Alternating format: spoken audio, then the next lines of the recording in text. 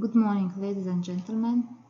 Let me introduce our presentation, The Myth We Still Believe, Economic and Legal Analysis of Natural Monopolies and Challenges for Reformation in Transport System of Uzbekistan.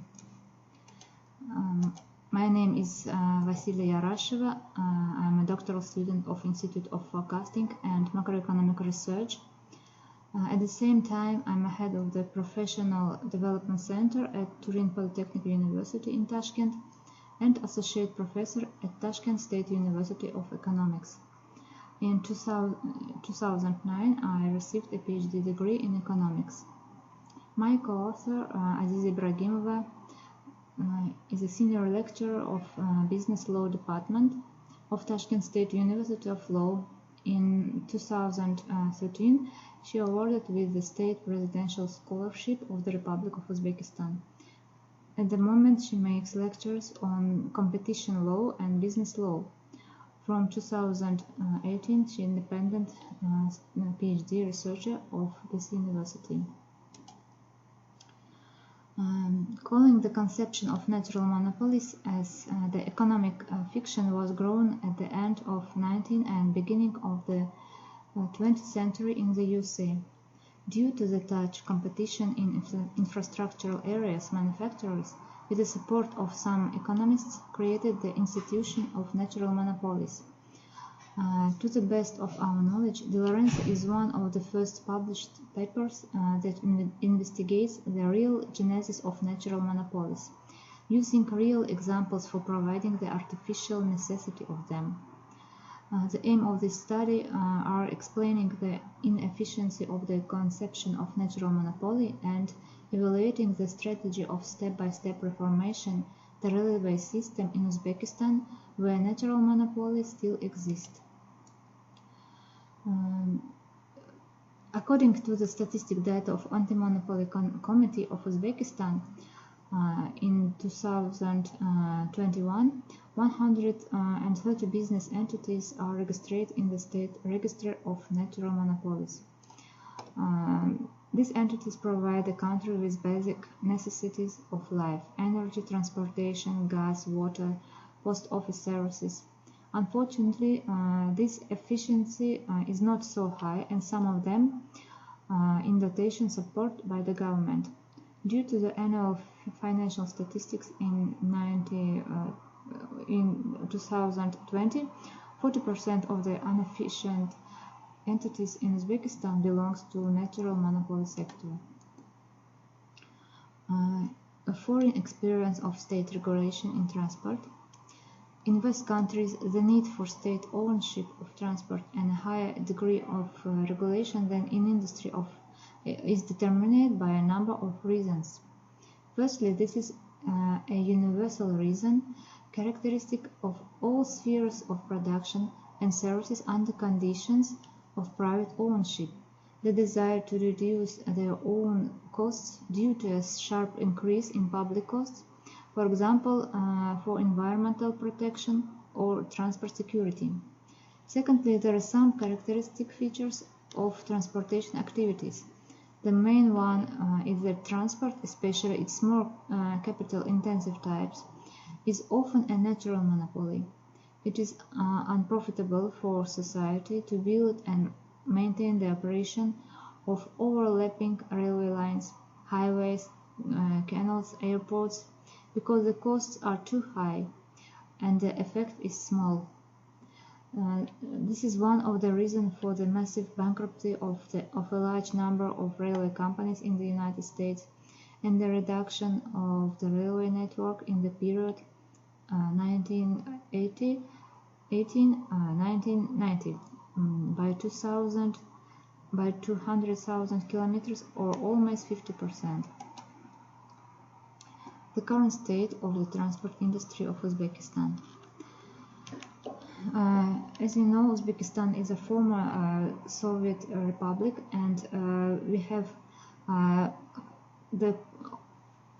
our total common system with other republics of the Soviet Union. And only after independence we have our own independent transport system that connect all regions of Uzbekistan. We have a number of regions previously isolated from the center part by direct communication roads, and now there have been serious changes in the scale and geography of the transport network of cargo and passenger flows. The table illustrates that the average density of railways and road networks in the country is slightly higher than in Iran, Russia, and Kazakhstan. This is indicator, but much lower than in developed countries like France, Germany, Italy, Spain, USA, Japan.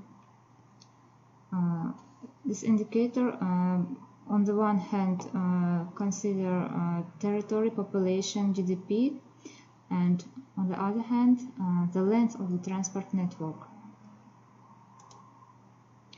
On this figure, dynamic of cargo turnover, you can see the slightly growth from 2010 to 2019, but after pandemic of coronavirus, turnover was decreased. Turnover decreased by 7.9% compared to last year. Passenger turnover of all types of transport increased by 68% compared to the level of 2010. At the same time, there is a significant increase in the volume of air and automobile transport. After pandemic, passenger turnover decreased in 2010 by 15.6% compared to last year. Our results. President of Uzbekistan Shavkat Mirziyoyev, in his address to the Oli Majlis, pointed out, in the railway sector it is necessary to differentiate the transportation of passenger and cargo, operation and maintenance, that is, to allocate a natural monopoly part and separately develop those areas where it will be possible to attract the private sector. To this end, the thesis of the need for a phased restructuring of railways is put forward in the work. At the first stage of reform, it is necessary to separate the functions of state management and the organization of economic activity, while simultaneously separating competitive activities from the monopoly structure.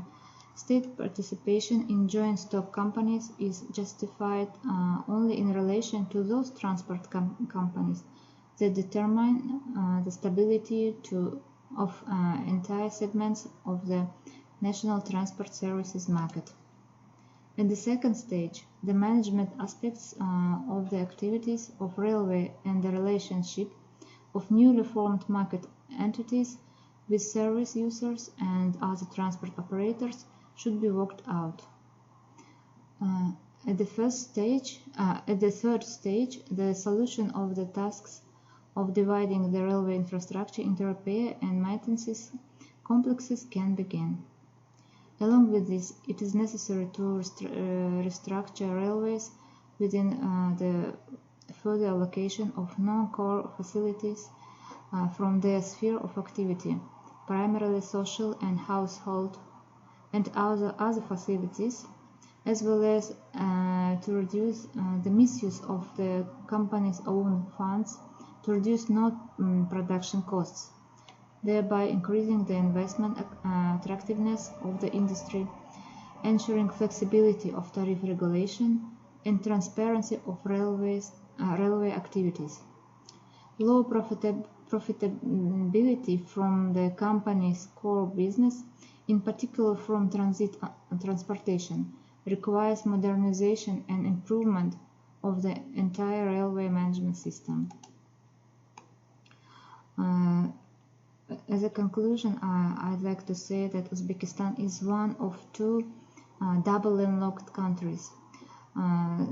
It's separated from international sea roads by the territories of two or more states. That's why the cost of exporting and importing products are becoming a critical factor of competitiveness.